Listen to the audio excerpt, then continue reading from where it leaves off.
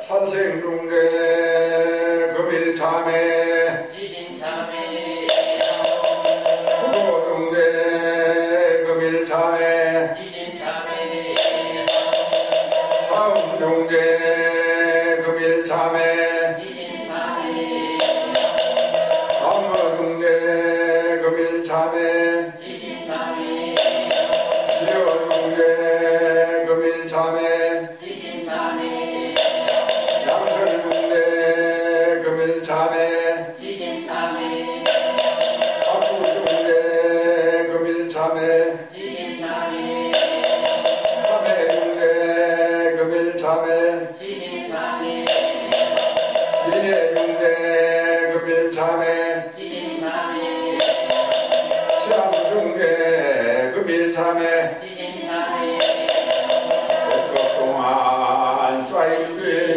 한 생각에 가해 없어지니 마른 불을 불태우듯 흔적조차 없어라 죄의 성분 본래 없어 마음 따라 일어나네 마음 없어지면 죄업 또한 사라지니 죄도 마음도 없어 두 가지 모두 공하면 이것을 이름하여 지참이라 한다네 참되기는 옴설마 목자 보리사다야 옴설마 목자 사다야 사다 옴설마 목자 보리사다야 사다.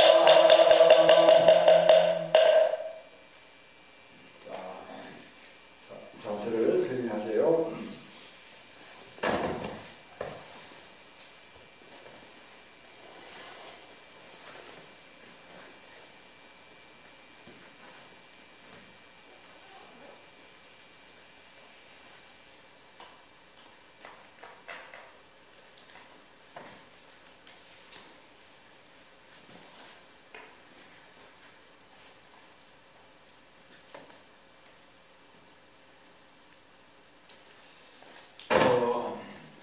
이 지구상에 이 지구가 생긴 것이 46억 년이다 이렇게 이제 말을 하고 생명이 그 생명이라고 하는 것은 박테리아를 말해요. 생명이 살기 시작하는 것이 38억 년쯤이 됐다 이렇게 말을 하고 그 다음에 이제 인간이 이 지구상에 이제 발을 붙인 것은 한 800만 년쯤 됐다. 이제 이렇게 이제 과학자들이 얘기를 하고 있습니다. 그런데 이제 오늘날 우리가 있다라고 하는 것은 현대인이 있잖아요. 앞으로 현대인이 계속해서 발전해 나갈 것 같으냐 아니면은 어떤 그런 그 퇴보를 당하게 될 것 같으냐 여러분들은 그런 생각을 해 봤습니까? 앞으로 이제 인류가 멸종하지 않고 살아만 있으면은 계속해서 발전해 나갈 겁니다. 왜 그러냐 하면은 800만 년 전부터 오늘의 우리가 있기까지 인류가 계속 발전해 왔어요. 그 발전해 온 토대는 뭐냐 하면은 바로 희생이에요. 희생. 부모가 오늘 우리보다 더 희생을 했고 또 그 부모보다가 전에 부모가 더 희생을 했고 또 그 전에가 더 희생을 했고 올라가면 올라갈수록 희생을 더 많이 더 크게 한 거예요. 그래서 오늘의 나는 무엇을 바탕으로 해서 있느냐? 조상의 희생을 바탕으로 해서 있다. 그러니까 오늘의 내보다가 우리 아들, 딸, 손자들이 더 훌륭해진다는 거예요. 그거는 틀림없는 사실이에요. 애들도 얼굴도 현재 우리들보다가 자라나는 아이들이 더 잘생겼어요. 머리도 더 좋아요. 똑똑해요. 그러면 사람이 태어나서 사람의 역할을 한다라고 하는 것은 미래 세대를 위해서, 후손을 위해서 희생을 해야 돼요. 돈도 벌고 또 인격적으로도 좋은 어떤 그런 가르침을 주고 그런 어떤 그 바탕을 마련해 놓지 않으면은 부모로서 또는 선배로서 선대로서 자격이 없다. 그렇게는 이제 볼 수가 있죠. 그래서 아무튼 우리 인류가 멸종을 하지 않고 살아만 있으면은 계속해서 발전해 나간다. 그 까닭은 지금까지 우리가 이렇게 살아온 것을 역사를 보고 문화 인류학을 통해서 살펴보면은 바로 그런 희생의 역사가 있기 때문에 그렇다라고 하는 것을 이제 여기서 볼 수가 있어요. 자, 그런 희생은 이제 하더라도 이제 인간이 제대로 된 희생을 해야 돼요. 그러면 어떻게 해야 제대로 된 희생을 하느냐? 그건 이제 깨달음이 있어야 됩니다. 깨달음이 없으면은 아무것도 못해요. 그냥 먹고 잠자고 남자 여자 간에 어떤 즐거운 일만 하고 사는 것밖에 못해요. 깨달음이 있어야 정말로 자식을 위해서, 나 아닌 가족을 위해서 또는 남을 위해서 한 가지라도 일을 할 수가 있다 이 말입니다. 깨닫지 않으면은 뜻깊은 일을, 의로운 일을 할 수가 없어요. 그게 이제 인간의 어떤 그런 정신, 그런 구조예요, 구조. 사람의 정신을 이렇게 들여다보면은 그 깨달음이 거기에 투입이 돼야, 거기에 들어가 있어야, 깨달음이 계기가 돼야 사람의 정신이 번쩍 이렇게 빛이 나기 시작하는 거예요. 빛이 나는 게 뭡니까? 좋은 일을 하는 겁니다. 사람이 이제 자기 머릿속에서, 마음속에서 빛이 번쩍 났다가도 에이, 뭐 그런 거 안 해도 나는 얼마든지 살고 있다. 이렇게 생각을 하는 사람 있지 않습니까? 그런 사람은 자기 마음속에서 우러나는 빛을 자꾸 이렇게 덮어버리는 거예요. 자기가 가지고 있는 생명의 빛을 쓰레기통으로 던져버리는 거예요. 진흙탕 속으로 밀어넣는 거고 차고 속에다 처박아 버리는 거고, 그러는 그 마음속에서 일어나는 빛을 밖으로 자꾸 드러내야 되는데, 실천해야 되는데 실천하지 않고 구겨버리고 던져버리면은 자기 생명이 훼손돼요. 자기가 좋을 것 같지만 좋지가 않아요. 후손이 힘들어져요. 자기 주변이 힘들어져요. 그래서 좋은 일을 해야 돼요. 그럼 좋은 일을 어떻게 하면 돼야 하느냐? 깨달음이 있어야 돼요. 깨달음이 있어야 하다못해 효도로도 할 수가 있어요. 깨달음이 없으면은 부모 원망만 한다니까. 남 탓만 하고. 깨달음이 없는 사람들이 얼마나 남 탓을 많이 합니까? 또 남이 하는 거는 나쁜 일이고 내가 하는 일은 좋은 일이다라고 하는 그런 그 정신적인 그런 그 뭐라고 할까 이기주의, 그런 것이 얼마나 심각합니까? 배운 사람이든 못 배운 사람이든 그런 게 많이 있어요. 그런 것이 왜 그렇게 되느냐라고 우리가 봤을 때는 그것이 깨달음이 없어서 그래요. 그래서 절에 와서 자기가 깨닫잖아요. 야, 오늘 스님 말씀을 들어보니까 정말로 그러네. 이렇게 깨닫잖아요. 그 깨닫는 게 뭡니까? 자기 마음이 원해지는 거예요. 그러니까 원해지는 상태를 자기가 그냥 그걸 간직하지 못하고 잊어버리거나 없애버린다고. 그걸 집에 가면 다 깜깜하게 잊어버려요. 그걸 집에까지 간직하고 가지고 갈 수가 없어요. 그러니까 여기서 무슨 뭐 고리들 같은 기와집을 짓고 남을 돕고 내가 재산이 많으니까 그걸 가지고 이 사회를 위해서 아니면 하다못해 우리 죄를 위해서 뭐 좋은 일을 좀 해야 되겠다라고 생각을 하잖아요. 생각하면 뭐예요? 그게 간직이 안 돼. 집에 가면은 다 흩어져 버리고 막상 하려고 하면은 좋은 일 하려고 하면은 아깝다는 생각이 먼저 들려. 자기 광명이, 자기의 빛이, 자기의 깨달음이 사라졌기 때문에 그래요. 간직을 못해서 그렇거든요. 그렇게 사는 인생은 발전하지 못해요. 정말로 자기 빛을 가지고 자기 광명을 가지고 깨달음을 가지고 살아야 발전이 되거든요. 좋은 일이 자꾸 생겨요. 사람이 살아가면서 부지런히 살면은 살아가는 만큼 점점 나아야 되는데 점점 오그라드는 경우가 있죠. 그 발전을 못해서 그렇고 마음속에는 빛이 없어서 그렇고 깨달음이 없어서 그렇고 절에 와서 설법을 안 들었기 때문에 그렇단 말이죠. 그 사람이 절에 와서 설법을 들으면은 깨달음이 생겨요. 그래서 젊었을 때 이제 젊은 애들은 절에 잘 안 온다고 하잖아요. 거기에 이제 마음의 빛이 뭔가, 깨달음이 뭔가, 참된 어떤 인생의 가치가 뭔가를 몰라서 그래요. 그냥 먹고 마시고 뭐 즐겁고 자기 기분 좋고 하면은 그걸 행복이라고 하거든요. 진짜 행복은 마음의 빛이다, 깨달음이다. 우리가 그렇게 이제 생각을 할 수 있어야 되고, 깨달음이 없으면은 집안에 있는 참 떡 한 쪽도 남을 주지 못하는 사람이 되고 말아요.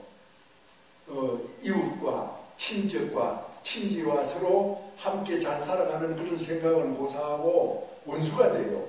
왜 그렇습니까? 깨달음이 없어서 그래요. 깨달음이 있는 사람은 절대로 이웃하고 친지하고 원수가 되질 않아요. 깨달음이 없으면 어떻게 됩니까? 짐승처럼 산다니까. 그렇게 중요한 것이 인간의 어떤 깨달음인데 그 깨달음을 우리가 만날 수 있는 법회, 설법을 안 들으려고 하잖아요. 절에 와라 이래 하면은 갑자기 핑계거리가 생겨요. 갑자기 이유가 많아져요. 갑자기 사람이 말이 많아져요. 온갖 구실을 다 붙여요. 그래서 절에 와라 이래 하면 오늘 손님 옵니다 이러거든. 그래서 손님도 데리고 온다 이렇게 하면은 어떻게 손님을 데리고 갑니까? 그러면 그 손님한테 솔직하지 못해서 그래요. 예를 들어서 자기가 절에 가면은 설법을 듣고 설법을 들으면 내가 깨달음을 얻어서 마음의 빛이 그렇게 간직이 된다. 그러면 우리 집안이 원해진다. 이런 생각을 하게 되면은 손님이 오지 않습니까? 야 아무개 손님아, 내가 참 네가 이해할지 모르겠지만 매주 일요일마다 도피한다라고 하는 절에 가서 법문을 듣는데 하루라도 빠지면은 영 내가 정신적으로 불안해진다. 뭐 네가 여기 집에 있을래? 아니면은 네 따라 손님 네 따라 절에 가서 설법을 듣고 우리 집에 와서 같이 차도 마시고 즐겁게 놀다 갈래? 이렇게 이제 막 솔직하게 말을 하면은 아마 그 사람들도 야 절에 한번 가보자. 네가 그렇게 깨달음을 좋아한다니까 거기 주지 스님이 얼마나 대단한 스님인지 어디 한번 가보자. 이렇게 따라와서 그만 불자가 되어버리는 경우도 있을 거예요. 그러면 그 사람은 정말 친구한테 좋은 선물을 한 거 아니에요. 부처님적으로 인도했으니까. 그래가지고 이제 불자가 될 뿐만 아니라 이제 친구들도 그 아무개는 참 진실한 사람이야. 뭐가 진실해? 그 매주 절에를 가는데 빠짐없이 절에를 다니고 그런 걸 보면은 내가 그 사람 친구지만 나는 그 사람을 따라갈 수가 없고 흉내낼 수도 없어. 대단한 친구야. 나보다 월등한 친구야. 나보다 훌륭한 선생님 같은 친구야. 이런 생각을 하거든요. 그래가지고 무슨 중요한 사업을 할 때는 자기가 믿고 훌륭하게 생각하는 사람한테 야 아무개야 친구야. 내가 무슨 사업이 하나 있는데 같이 할래?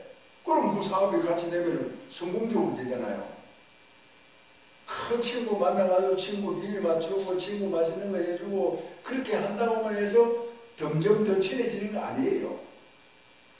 사람은 삶의 어떤 기준이 있어야 되고, 삶의 기준이라고 하는 것은 자기 마음을 기쁘게 하고 깨달음을 얻고 남에게 좋은 일을 하면서 살아갈 수 있는 삶의 태도예요.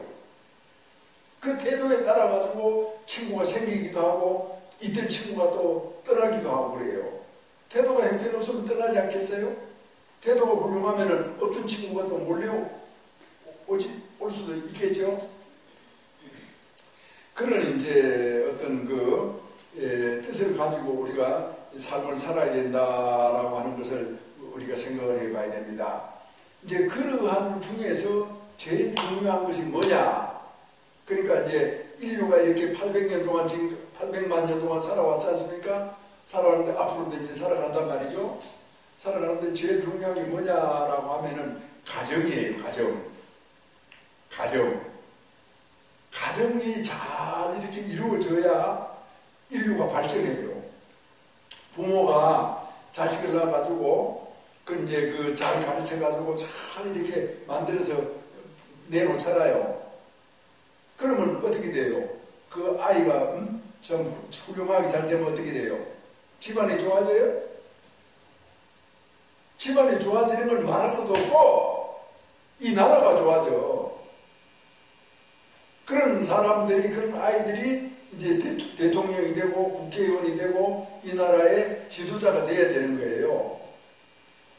그래서 공들여서 키운 아이들이, 그래서 사람으로 태어나가지고 제일 슬픈 존재가 누군지 압니까? 자손을 못 두는 사람이에요. 가장 슬픈 일이에요. 이승만 박사가 말입니다. 굉장히 위대하고 머리가 천재예요. 그래서 이승만 박사는 미국에 가서 워싱턴 대학에서 대학을 졸업하고 하버드 대학에서 그 석사를 졸업하고 그 다음에 또 무슨 대학입니까? 무슨 대학 내 기억이 안 나는데 그 대학에서 박사를 땄어요.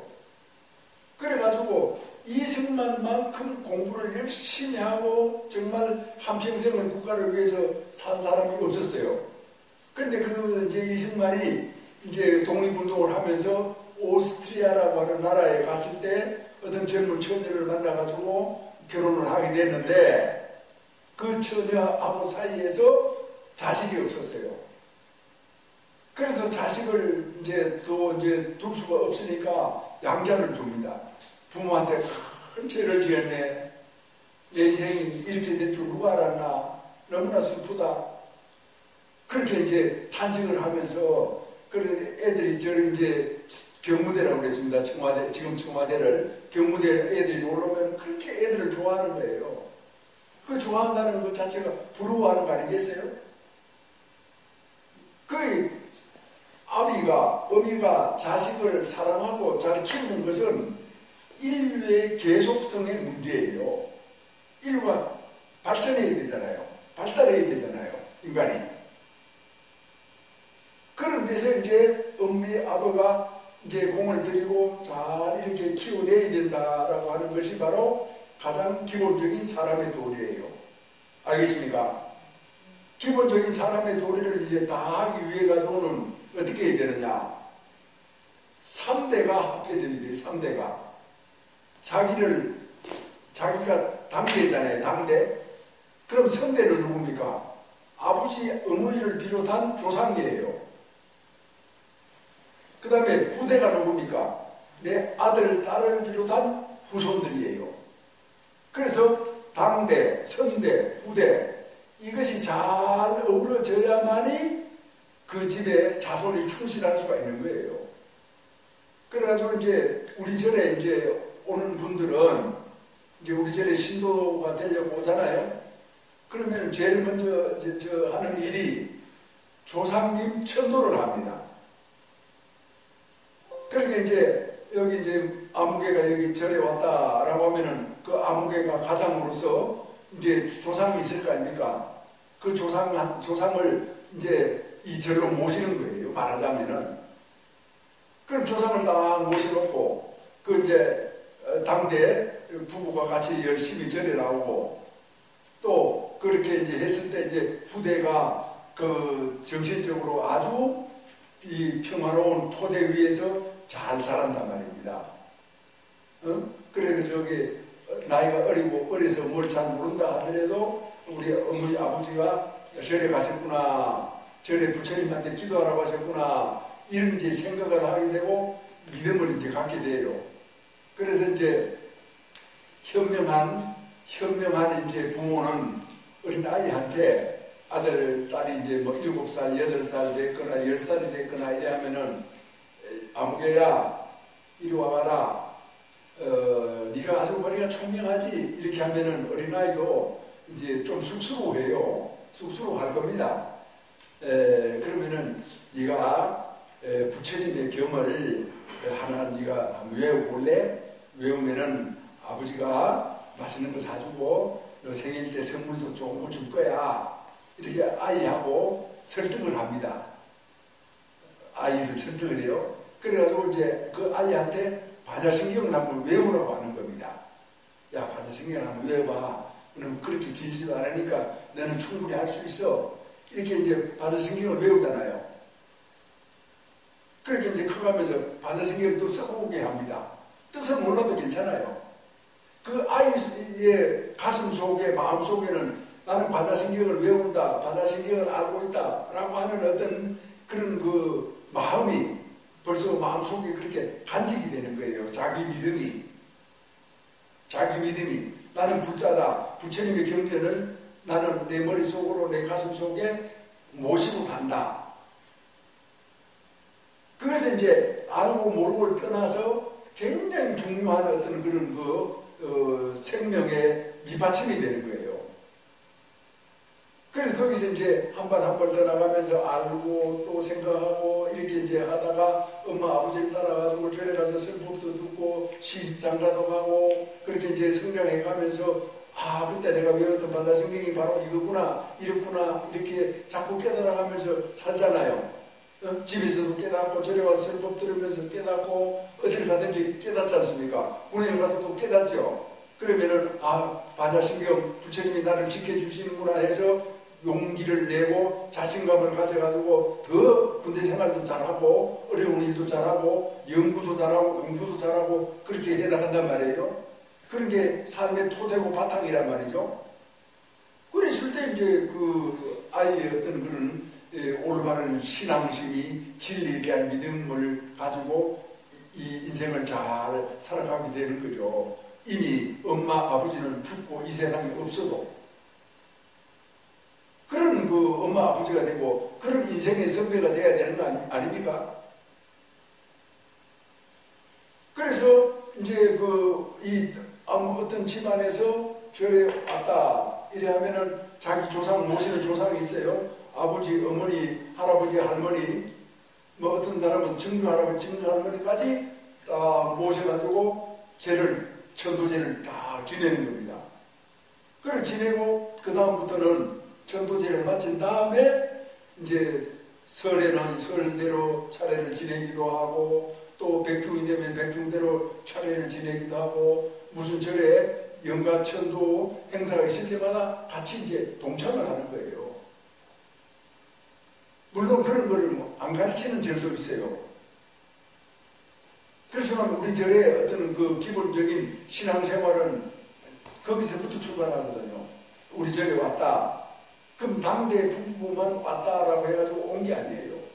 조상도 모시고 또 아이들도 매번 오지는 못한다 하더라도 초가일 때도 오고 또 수시로 오고 봄에 꽃이 피면 오고 또 뭐 이렇게 가고 싶으면 오고 싶으면 오고 또 스님이 보고 싶으면 오고 이렇게 해가지고 이제 절하고 인연을 맺어서 자꾸만 가까이 다가오고 생활하는 그런 삶에 좋은 그런 습관을 붙이는 거 아니겠어요?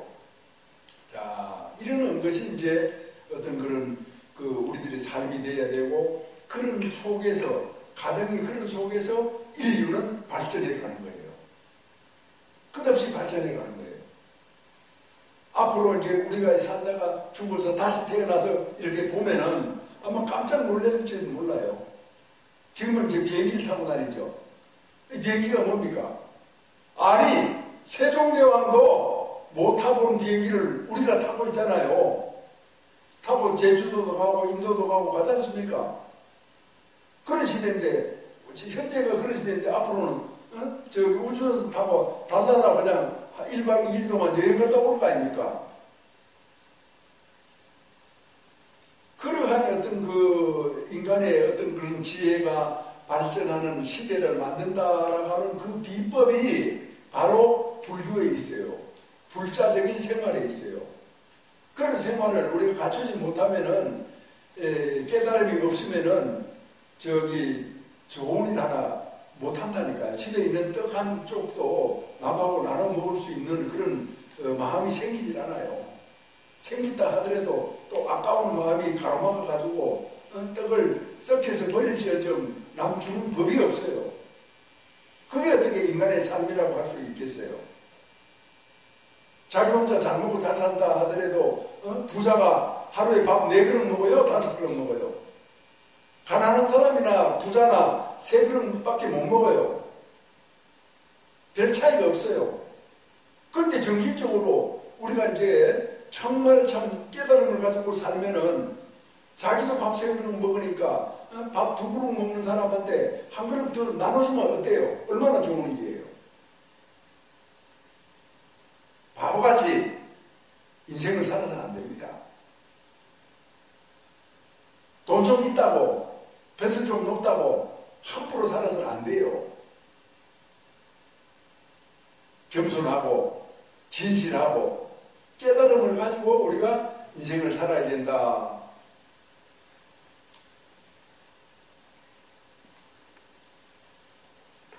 과거생에 원수가 있었어요.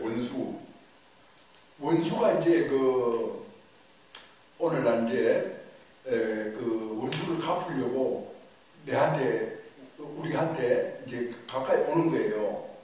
그래 와가지고 뭐 원수 갚는 것도 여러 가지가 있지 않겠어요? 이제 우리 인간이라고 하는 것은 육체도 있고 정신도 있어요. 그리고 살아있는 사람한테는 그걸 나눌 수가 없습니다.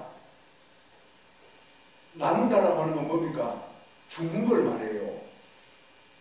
죽으면 죽는다라고 하는 것은 정신은 죽음이 없는 겁니다. 육신만 죽는 거예요. 그러니까 육신과 정신이 나눠지는 거예요. 그러니까 육신은 죽었으니까 이제 내다 버리지 않습니까? 정신은 때가 되면 다시 새로운 사람으로, 새로운 생명으로 태어나게 돼 있거든요. 이제 그런 어떤 인간이 가지고 있는, 가정이 가지고 있는 그런 것은 육체와 정신이 둘이 아닌 어떤 그런 이 세계예요. 그게 가정이거든요. 그것이 그런 어떤 토대 위에서 아들도 있고 딸도 있고 부부도 있고 아버지 어머니도 계시고 그런 거란 말입니다. 그러니까 그 육체와 정신이 잘 조화가 되는 거예요. 화가 뻐럭 나더라도 잘 조화가 된 사람은 화를 뻐럭 내질 않아요. 생각을 해보고 화를 내요. 생각을 해보고 말을 해요. 아, 내가 이렇게 화를 내면은 내 아내가, 내 남편이, 내 아들, 딸들이 어떻게 생각하고 어떤 그런 느낌을 가질까? 이렇게 생각을 해보고 화를 내거든요. 그리고 화를 내도 감정적으로 화를 내지 않고 지적으로 화를 내는 거예요. 그 지적으로 화를 내도 얼마든지 낼 수가 있어요. 불가능을 분리하지 않은 상태에서 이제 살아가기 때문에 이제 그런 것을 우리가 가질 수가 있다. 이렇게 이제 보고, 그 다음에는 이제 과거생 원수 얘기를 이제 해봅시다. 원수가 이제 나타나가지고 원수가 그 원수니까 원수를 이제 갚으려고 이제 그 집에 막 그냥 집을 때려 부수었단 말이에요. 때려 부수었어요. 그러면 그 엄청난 어떤 그런 또 그 고통이 따르겠죠. 그러나 이제 이렇게 이제 때려 부수면은 차라리 좋은데 한 5년이고 3년이고 옆에서 계속 괴롭히는 거예요. 계속 괴롭혀. 그래서 사람이 괴롭힘을 당하면은 정신 이상이 돼요. 정신이 헷갈려가게 된단 말이에요. 그러면 집을 때려 부수면은 뭐 집을 때려 부순 거는 새로 이렇게 지을 수가 있는데 짓는 거는 뭐 어느 정도 조건만 갖춰지면은 요즘은 뭐 한 달 만에도 집을 지을 수가 있거든요. 그러면 이제 정신적으로 이제 5년 동안 괴롭혀가지고 그 피해를 입으면은 그 정신을 치료하려고 하면은 얼마나 걸리겠습니까? 10년도 걸리고 20년도 걸리고 평생 치료를 못하고 정신병 환자로서 살다가 죽을 수도 있어요. 그래서 우리는 정신적으로 피해를 당하는 것에 대해서 겁을 내고 거기에 대해서 주의를 기울이고 경계심을 가져야 돼요. 물질이 없어지는 것에 대해서는 뭐 누구 시키지 않아도 팔을 걷어 붙이고 막 그냥 싸워가지고 어떻게든지 그 애를 쓰는데 정신적인 피해를 가는 것에 대해서는 그런 거 가지 말아요. 그 피해가 더 큰데도 불구하고 그 왜 그러냐? 어리석어서 그렇거든요. 우리가 이제 생각을 해보세요. 나라의 대통령이 이 나라 사람들한테 정신적으로 큰 피해를 주는 거예요. 어떤 피해냐? 잘못해놓고도 반성을 하지 않아. 내 편은 아무리 잘못해도 봐주고 남의 편은 사정없이 내치고 적폐청산이다라고 해가지고 그냥 인정사정 두지 않고 대통령이든 뭐 장관이든 보통 사람이든 간에 적이다라고 하면은 막 그냥 깡그리 그냥 눈앞에 없애버리는 그런 이제 역할을 이제 하고 있거든요.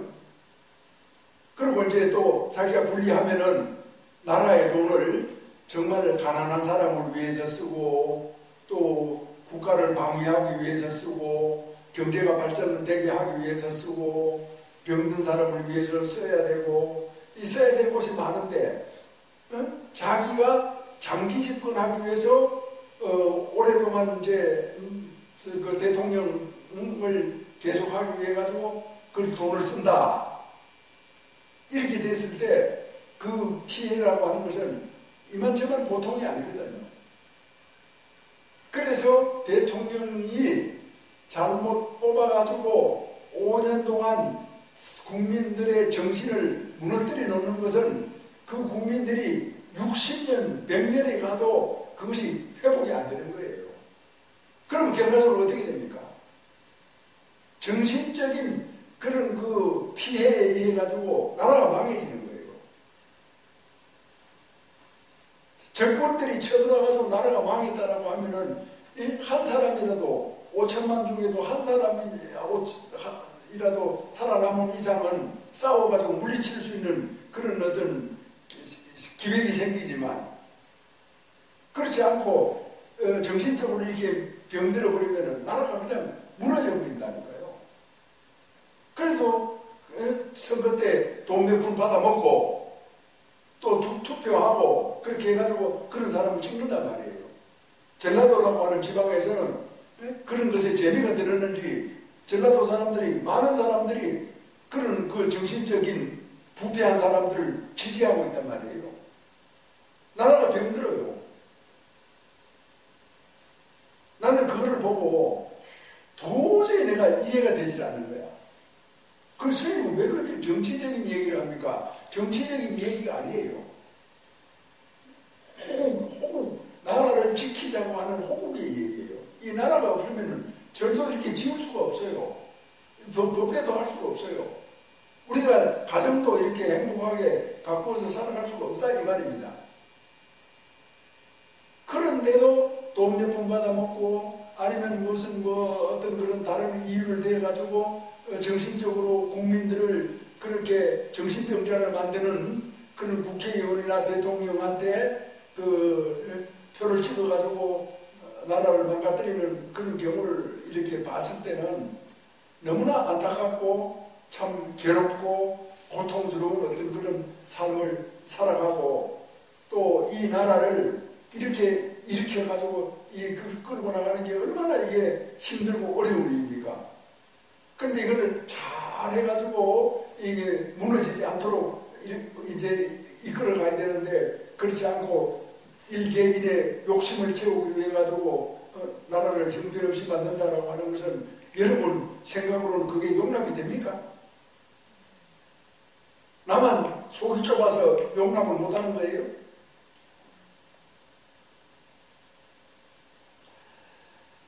자, 국민 정신이 붕괴되는 것은 로켓을 만들고 아주 좋은 비행기를 만드는 것보다가 더 위험한, 어려운 일이고 힘든 일이에요. 한 번 무너지면은 선진국이 되기가 엄청나게 어려운 그런 이제 부분을 가지고 있어요. 지금 우리 국민들은 정신치료를 받아야 돼요. 도덕성을 회복해야 돼요. 정상적인 인간이 되어야 돼요. 상식에 입각한. 그런데 우리 국민들은 그게 안 되잖아요. 젊은 아이들은 시집장가를 안 가려고 하잖아요. 나라의 계속성을 무시하잖아요. 또 일도 안 하고 놀고 먹으면서 부모한테 기대잖아요. 정신이 병들어 있는 거예요. 이 정신치료를 어떻게 하냐고 그래요. 자, 이럴 때일수록 국가가 위기이고 이 사회 사람들이 정신이 병들어가고 잘못 생각하고 기울어져 가고 있을 때 뭐가 필요하냐? 깨달음이 필요해요. 설법이 필요해요. 바른 정신이 필요해요. 그래가지고 세상은 좀 썩어가더라도 나는 그렇게 살지 말아야 되겠다 라고 하는 각오와 용기가 필요해요.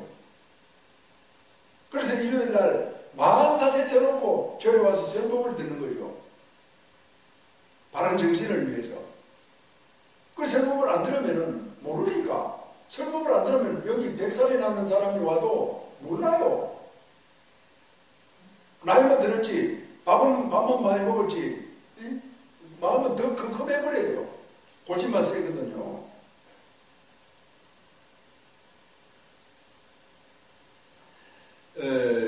그래서 우리는 불교가 무엇이냐 이렇게 했을 때 불교는 바른 정신을 지키는 사람 가르침이다.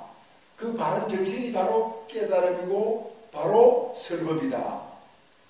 그래 바른 정신은 나 혼자 잘 먹고 잘 사는 것이 아니라 모두 다 함께 행복하게 살려고 노력하는 그런 바탕이다. 이렇게 이제 생각을 해야 돼요.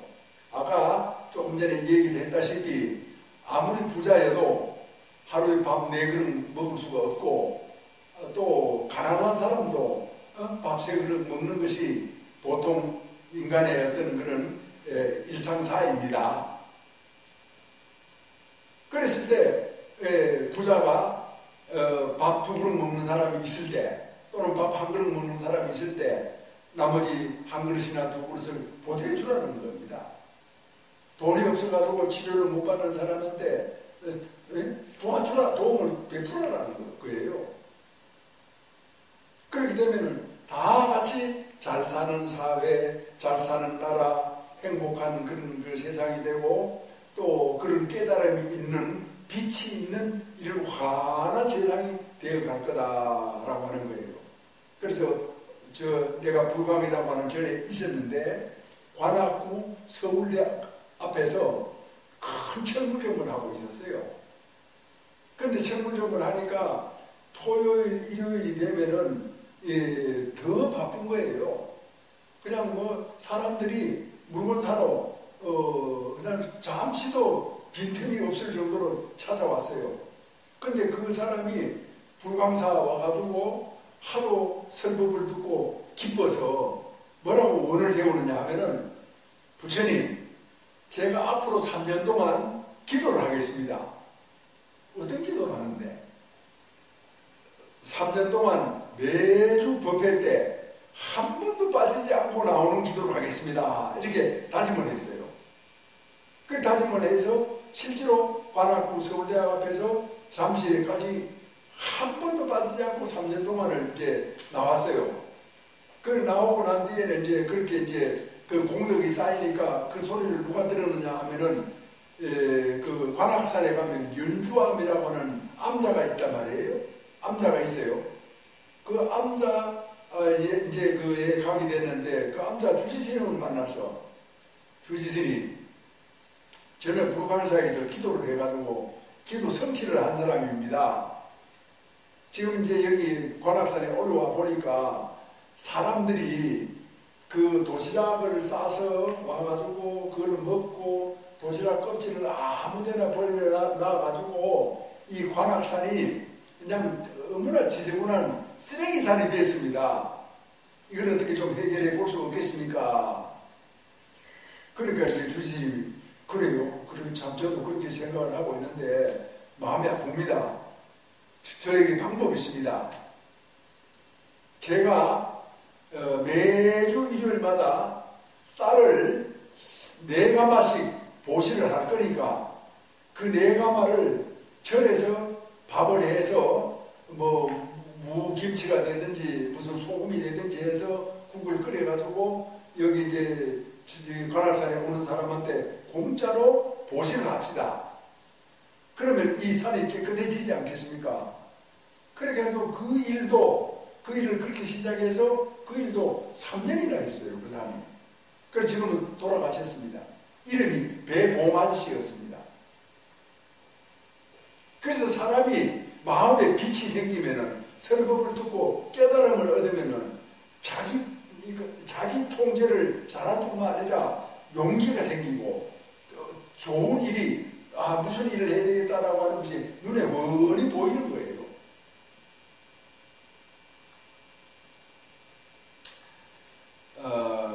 형제 여러분들께서 불교에 대해서 또는 이생에 대해서 깊이 생각을 해야 됩니다. 그냥 먹는 거라 생각하고 자기 몸 편한 거라 생각하면은 사람의 도리를 다 못해요. 먹고 몸 편한 거는 짐승도 하지 않습니까? 짐승도 배고프면 먹으려고 애를 쓰잖아요. 짐승도 힘들면 쉬려고 하잖아요. 그 짐승도 하는 일에서 멈추지 말고 사람이니까 짐승보다 나아야 되지 않겠습니까? 그래서 짐승보다 낫는 거는 남 도우는 일입니다. 남 도우는 일 중에서 가장 중요한 것이 절에 불사를 받드는 거예요. 법당을 짓거나 또 부처님의 이름으로 남을 돕는 거예요. 아무개 송암이 남을 돕는다라고 하는 것보다가 아이고 도피한사 부처님께서 누구를 돕는다라고 하면은 그 도움을 받는 사람은 바로 부처님을 우러러보게 돼 있어요. 내 개인이 남을 도우면은 아이고 그 사람은 돈도 많고 마음이 어질구나 거기서 끝나지만 부처님 이름으로 남을 도우면은 부처님의 제자가 된다니까. 그런 어떤 지혜로움을 가지고 우리는 사람의 노릇을 다 해야 되고 또 가정을 이끌어야 되고 또 설법을 들어야 되고 또 우리는 국민의 한 사람으로서 국민의 도리를 다 해나가야 된다. 그래서 두 눈을 부릅뜨고 잘못된 사람이 이 나라를 이끌어가지 않도록 우리는 주의를 기울이게 된다. 경각심을 가져야 된다. 내 나라는 내가 지켜야 된다. 라고 하는 책임감을 가져야 된다.